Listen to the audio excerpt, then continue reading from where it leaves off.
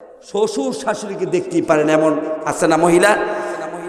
বিবির কথা রাখার জন্য ভাইকে ছেড়ে দিয়েছে, বোনকে ছেড়ে দিয়েছে, বাবাকে ছেড়ে দিয়েছে, মাকে ছেড়ে দিয়েছে, অবশেষে বাড়ি ছেড়ে দিয়ে শহরে থাকে। কি বলেন আপনারা? আছে কি আছে না? আমি বোনদেরকে বলে যাচ্ছি, বোন মনে রেখো, তুমি যে স্বামীটা পেয়েছো চাকরিজীবী, টাকা পয়সাওয়ালা, সে একজন মহিলার গর্ভে ধারণ করেছিল, তার জন্য সমস্ত ভালোবাসা উজাড় করে দিয়েছিল।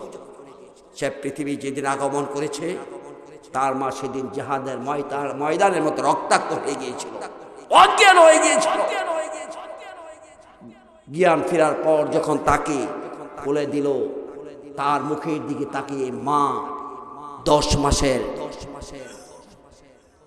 কষ্ট এবং ডেলিভারির কষ্ট, সব কষ্ট মা মুছে গেছে। তাকে বাবা মায়ের সব চাইতে আদর দিয়ে, ভালোবাসা দিয়ে লেখাপড়া করিয়েছে। তুমি জানো না, যখন জানিও মাসে আসতো, বাবাকে বলতো, আব্বু নতুন জামা কাপড় লাগবে, ড্রেস লাগবে, নতুন জুতা লাগবে, মোজা লাগবে, নতুন সব কিছু লাগবে, আব্বা নতুন বই লাগবে, খাতা লাগবে। বাবার কিন্তু টাকা নাই। বাবা রাত্রে পরামর্শ করলো কি করতে পারি।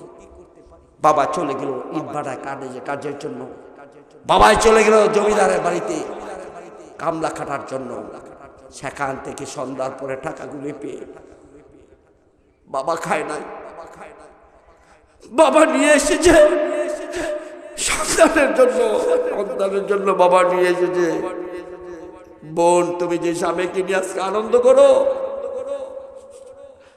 বারিশাবো বাজার থেকে বাবা মজা নিয়ে গিয়ে দেখলো তোমার স্বামী ঘুমিয়ে আছে। বাবার কোলে নিল, কোলে নিয়ে উঠানে আসলো, আঙিনাতে আসলো, বারবার চাঁদ দেখিয়েছে, ঘুম ভাঙিয়েছে। তোমার স্বামীকে খাওয়ায়া আবার ঘুম পাড়ায়া তোমার শ্বশুর খেয়ে ঘুমায়। সেরা কাপড় পরেছে, ভালো দামি জুতা পরে নাই। সন্তানের জন্য ভার্সিটির লেখাপড়া করে আমি গরিব হতে পারি, আমার সন্তানের পোশাক দেখে যেন না বুঝতে পারে সে গরিবের সন্তান। বাবা মা না খেয়ে না পড়ে তোমার স্বামীকে লেখাপড়া করেছি, আজকে সরকারি চাকরি করে। তুমি বড় লোকের মেয়ে হও না, বড় লোকের মেয়ে কি হলো রে বোন? হও না তুমি সুন্দরী, কি হলো বোন? তুমিও তো একদিন মা হবে। আল্লাহর কসম করে বলে যেতে পারি আমি, তুমি যদি তোমার শ্বশুর শাশুড়িকে অপমান করে বেইজ্জতি করো, আপন করে না না বাবা মার মতো ভালোবাসো, তোমার যে সন্তান হয়েছে একদিন সেও বিয়ে করবে, বউ আসবে। তুমি যদি তোমার শ্বশুর শাশুড়িকে অপমান বেইজ্জতি যে পরিমাণ করো, তোমার পুত্রবধূ তার চাইতে বেশি করবে। ঠিক কিনা বলেছো? আমি মা বোনদেরকে বলে গেলাম, বোনেরা শ্বশুর শাশুড়ির কাছে দোয়া করো, দোয়া দেন। বৃদ্ধ শ্বশুর শীতের দিন এক বোঁদা পানি গরম করে গিয়ে ডাক দেন, আব্বা মসজিদে আজান হয়ে গেল, ওযু করে নামাজ পড়েন।